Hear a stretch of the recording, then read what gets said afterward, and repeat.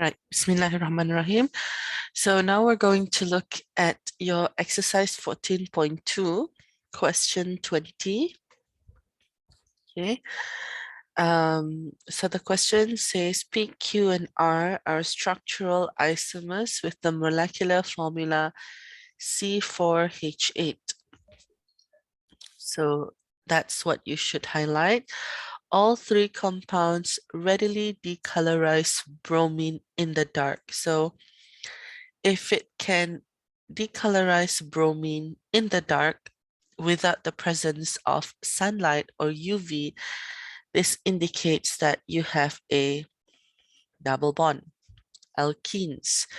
If it was an alkane, it wouldn't react with bromine in the dark. P and Q do not exhibit stereoisomerism, but R exists as a pair of geometrical cis-trans isomer. So what does it mean by that? R exists as a pair. So R can have cis-trans isomer. If you remember the requirements, well, one of the requirements for a cis-trans isomer is a double bond. Okay, and we all know that PQ and R contains double bond. The second requirement is that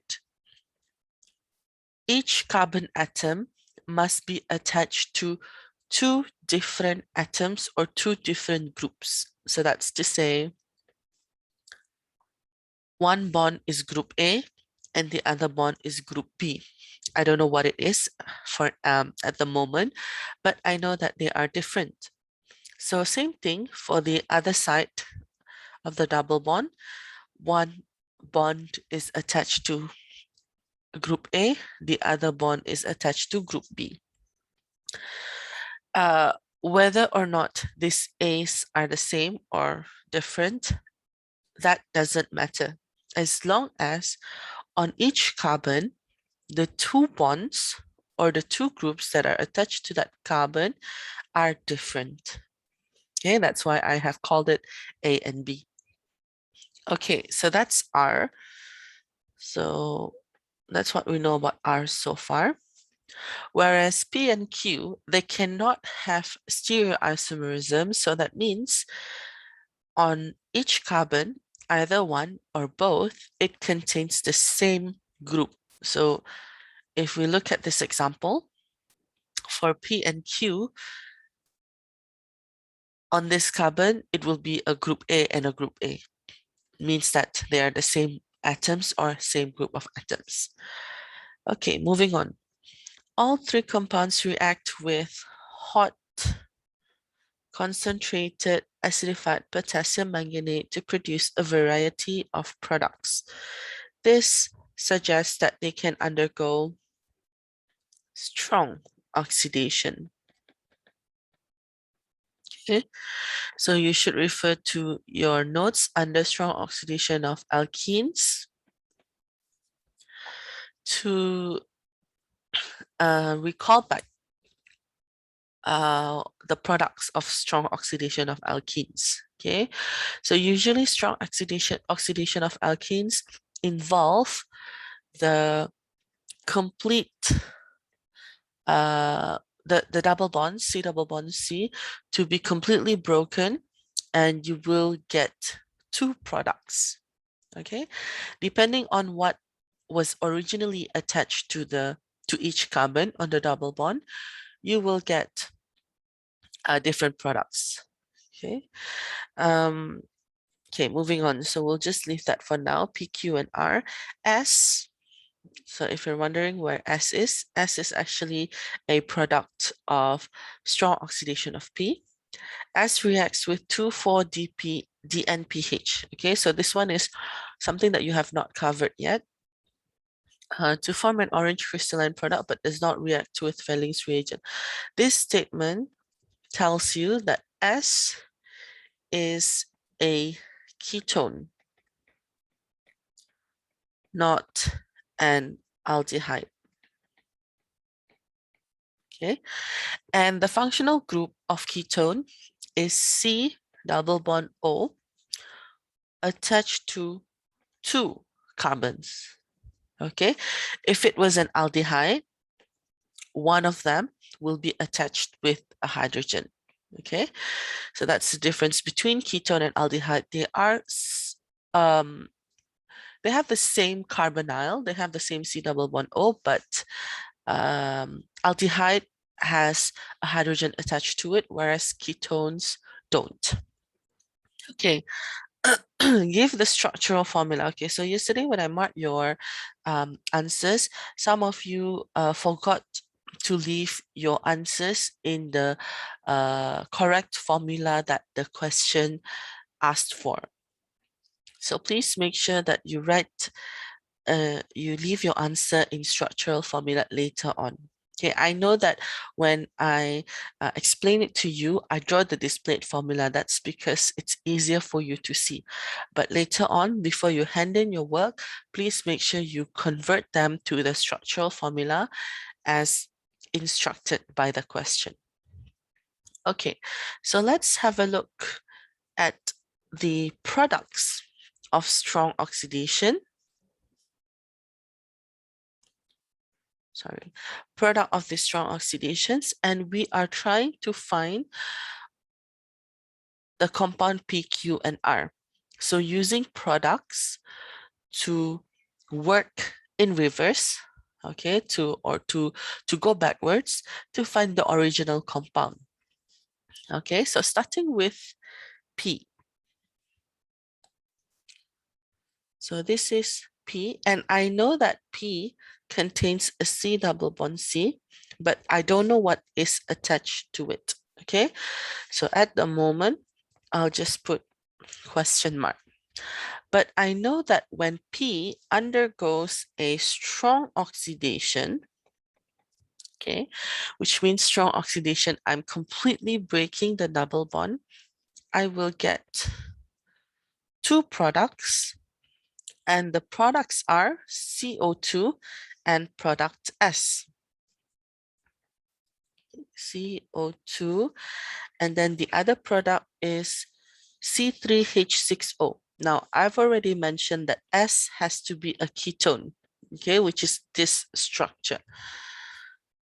So, to make it easier or more obvious, I am going to turn my C double bond O sideways so you can see where it came from. So the other product, which is S, is C double bond O with a CH3 and a CH3. Just check again that the structure of S is the same as the molecular formula given. Okay, so we have 1, 2, 3 carbon, we have 6 hydrogen and 1 oxygen. So that means our structure of S is correct. Okay, now, so I am going to let you work backwards, okay, from here to go back to the original starting compound, which is compound P. So I've already given you hints, so I want you to refer to your notes, especially under strong oxidation of alkenes, to work out the structure of P. Okay, next, structure of Q. Okay, so do I have any space? Okay, structure of Q. Again, Q contains a C double bond C. No other information about Q except that I know Q does not exhibit stereoisomerism. That means it doesn't have cis and trans. What it means by that is that both of the groups attached to the carbon of the double bond is the same. But still, that doesn't really help me much with the structure. Okay. All right, so Q undergo strong oxidation to give. So again, same thing. Strong oxidation would mean the the C double bond C is completely broken to give two products. Again, CO2 on one side, and the other product is a CH3, CH2, COOH. By now, you should already be able to see from the structural formula that this is a carboxylic acid. Okay, so I'm going to draw again. The same way I've drawn for P, I will write down the C double bond O sideways. Okay, so I start with the functional group first, COOH, followed by CH2, CH3. Okay, your task is to work backwards, to go backwards, to do in reverse. Okay, what must be attached to these two bonds to give you a carboxylic acid? Okay. Same thing, you will have to refer to your notes under strong oxidation of alkenes. Last one, R. Okay, now we know that R contains two different groups on each carbon. Okay, so that means the two bonds will be attached to different atoms or different groups of atoms. R only gives one product. Okay, let's have a look. R, just like P and Q, also contains double bond.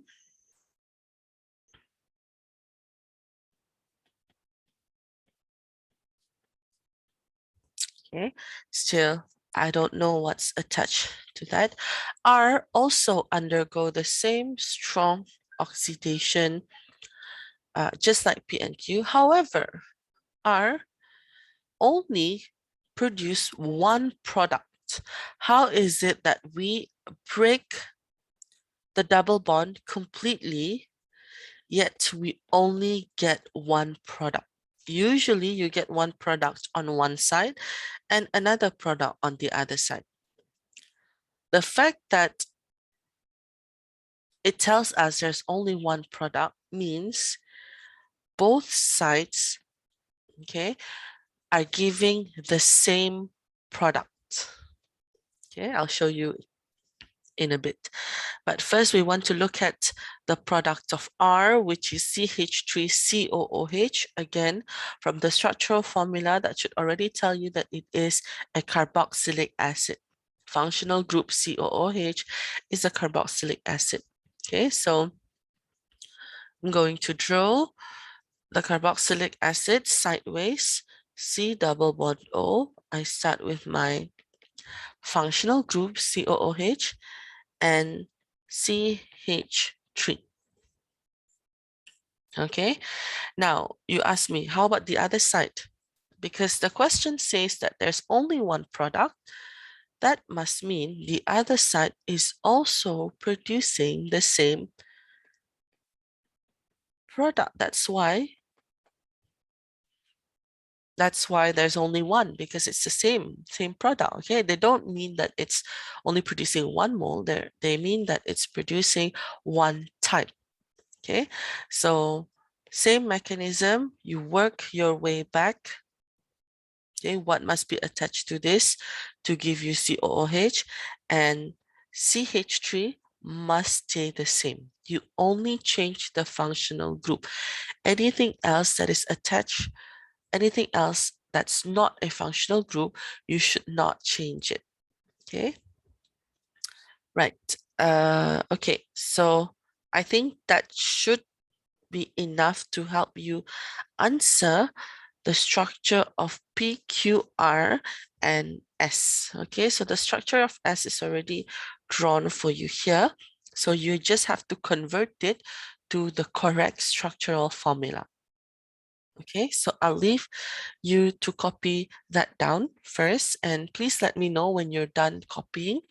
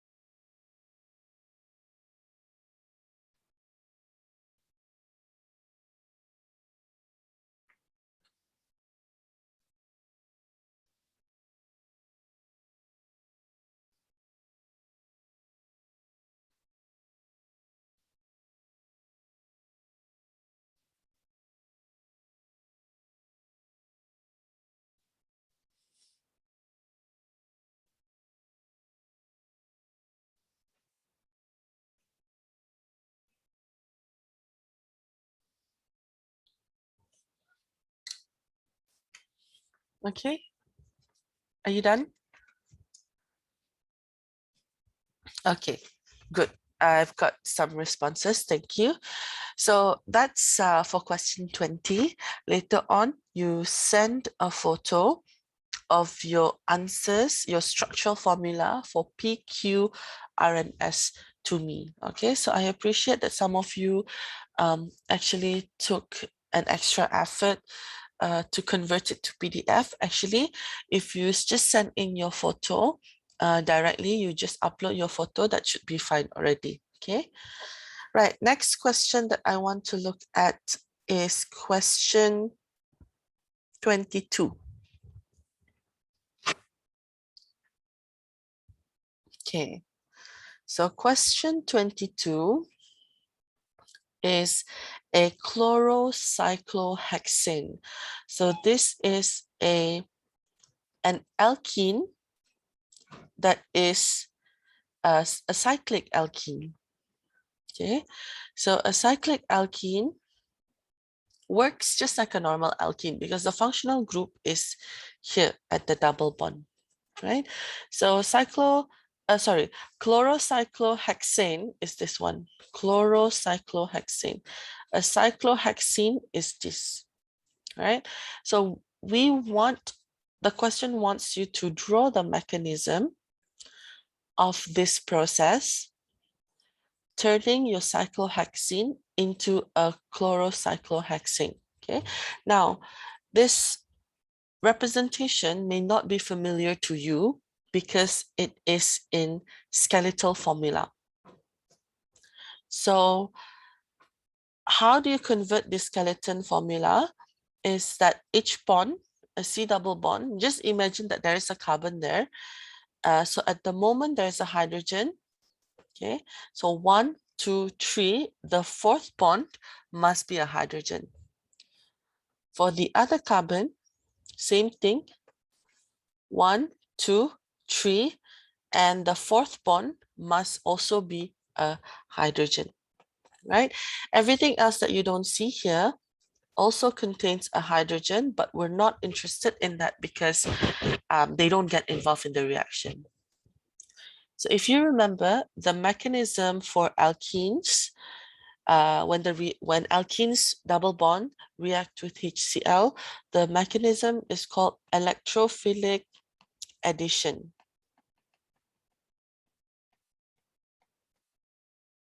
Right? Okay. So suggest the mechanism of this two-stage reaction by means of a diagram. Include all whole or partial charges. So you need to include your charge. You need to show the movements of electrons by curly arrows. Okay, let's have a look. Right, so I'm just going to withdraw and leave my hydrogen there. Okay. And then HCl. Okay, so you notice that the chlorine is in the position there. Okay, so that means my hydrogen would go here. So the way that I arrange this is that HCl. Okay, so if you remember your electrophile and nucleophile, in this case, your hydrogen is an electrophile which accepts electron pairs.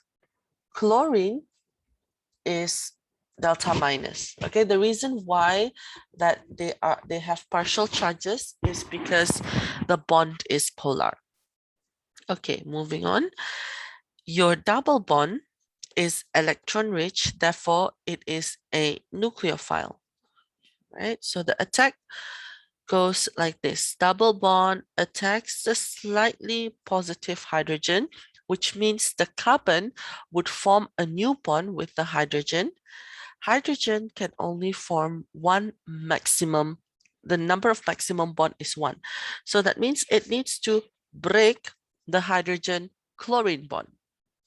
Okay, I don't know if you still remember this, but your intermediate would look like this. What happens is that the double bond, one of the double bonds will be broken to leave you with single bond. Your original hydrogen is in orange. The new hydrogen, the new carbon-hydrogen bond is the one in blue. Okay, so that leaves you with a chlorine with a full negative charge and a lone pair of electrons because it has obtained that lone pair of electrons from the HCl bond. Okay. The other side, that's your original hydrogen. Okay. Don't forget that this carbon has a positive charge, carbocation. Okay. So it's always the carbon that has 3 bonds that will become positively charged. Right. Next is to complete the process to attach the chlorine, the chloride ion, and also to remove the positive charge on the carbocation because the carbocation is not a stable species. So in this case, your chloride ion is acting as a nucleophile. It donates its lone pair to the positively charged carbon. Okay, so your product will be, that's your original hydrogen that you haven't lost nor have you gained. The one in blue is from the HCl. Okay, so notice that the other parts of the molecule does not get involved, does not get changed. So it stays as it is. Okay, so this is how you form a chlorocyclohexane. Okay, so I got confused just now. This is your chlorocyclohexane, and your initial or starting material is your cyclohexene.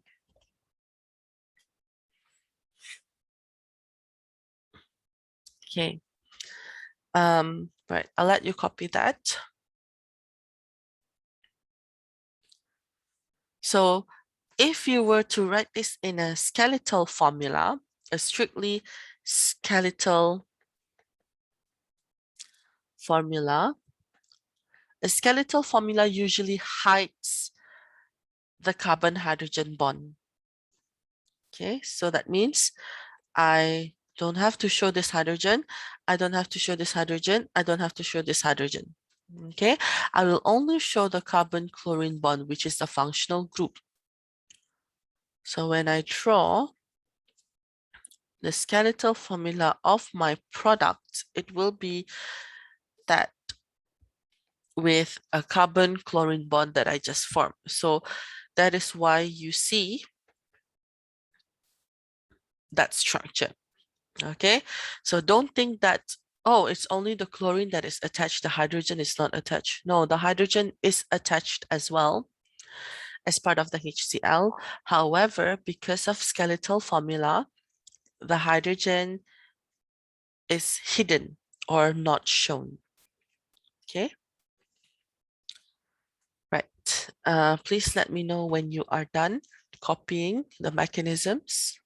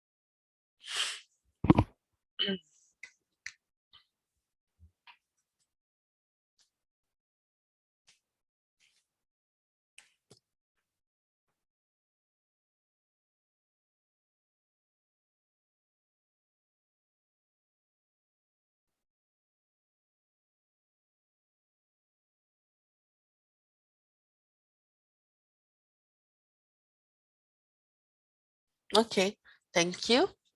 Right. For those of you who did not finish copying this or the question before this, you can always go back to my YouTube channel later on. Okay, there's a question that I want to do with you quickly, which is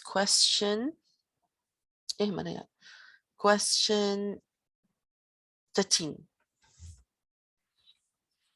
Okay. Right, so I'm just going to go quickly because we have about less than 10 minutes to do this. Right, so the molecular formula C4H8O can represent a number of compounds which have different functional groups and show different types of isomerism. Compounds H, J, and K each have the molecular formula of C4H8O.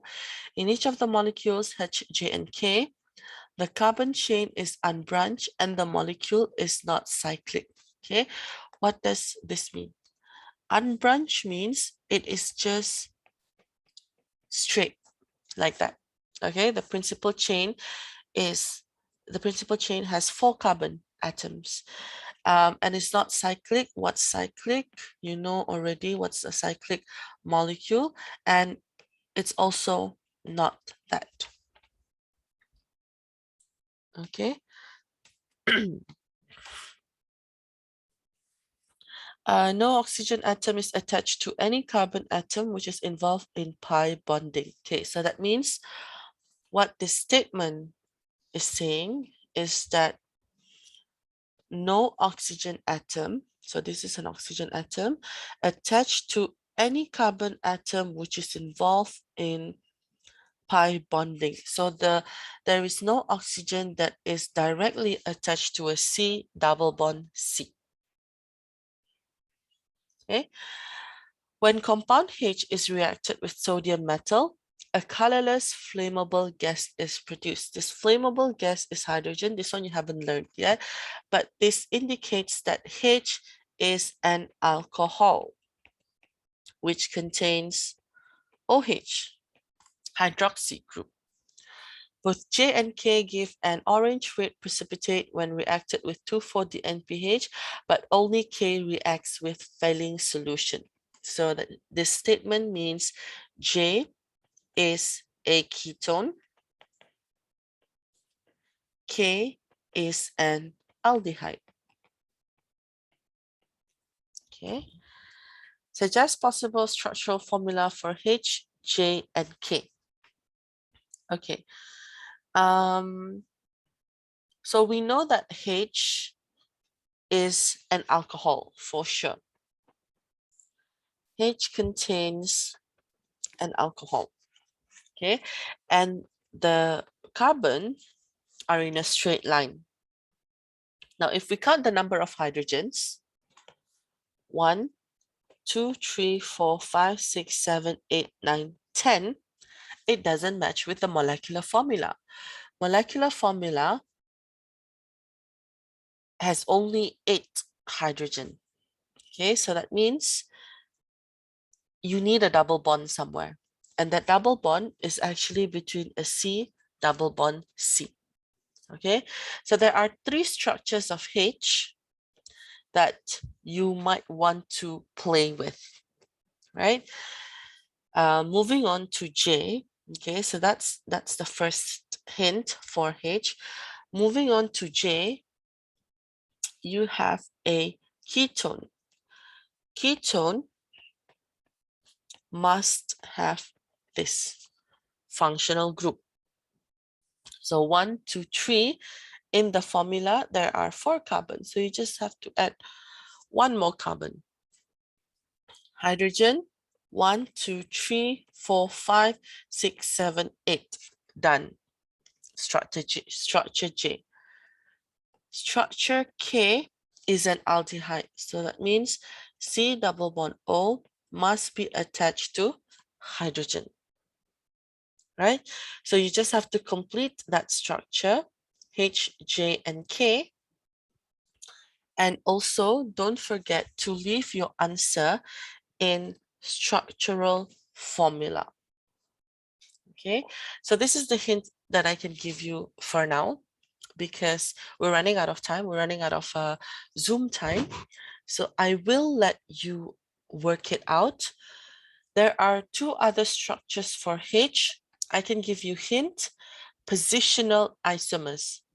Try to change the positions of the hydroxy group and try to change the positions of the double bond, making sure that they are not the same molecule. You must have three different compounds for structure H. Okay, J is done. You just need to convert that into a structural formula. K is partly done. Okay, I'll leave you to complete the structure of K, bearing in mind these hints. The carbon principal chain must be in a straight chain, no branching. Okay. What else? Oh, don't forget this. Your oxygen, your hydroxy group must not be attached to the C double bond C. So that's mostly hints for compound H, right? Everything else depends on how good you are with your isomerism, especially part H, okay? K, there's only one structure, so you need to work out that structure. All right. Do you have any questions before we go? Any problems so far? Because we have about 3 minutes left for this session. Everyone okay?